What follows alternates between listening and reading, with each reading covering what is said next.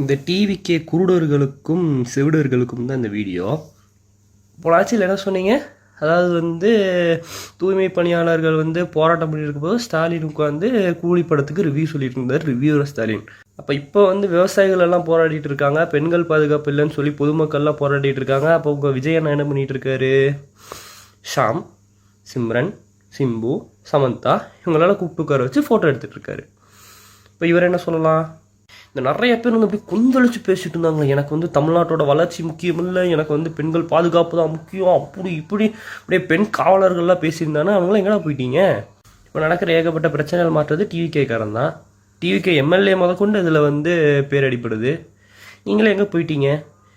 இந்த முஸ்லீம் காவலர்கள் நாங்கள் பிஜேபி உள்ளே விட மாட்டோம் அப்படின்லாம் சொல்லி டிவிகேல முட்டு கொடுத்துருந்தீங்கல்ல.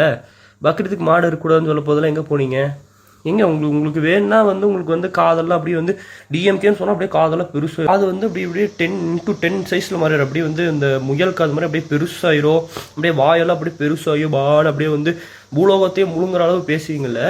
டிவிக்கேனா அப்படியே அப்படியே பேங்கிறீங்க, காது கேட்காது வாய் பேசாது. இந்த லாரன்ஸு இதில் சொல்லுவாங்கள்ல, இந்த சொல்வதெல்லாம் மேலே அந்த வாய் பேச தெரியாது மேடம், வாய் பேச தெரியாது மேடம், காது கேட்காது மேடம். ஏன் இப்போ மட்டும் ஏன் பேச மாட்டேங்கிறீங்க? பேசு.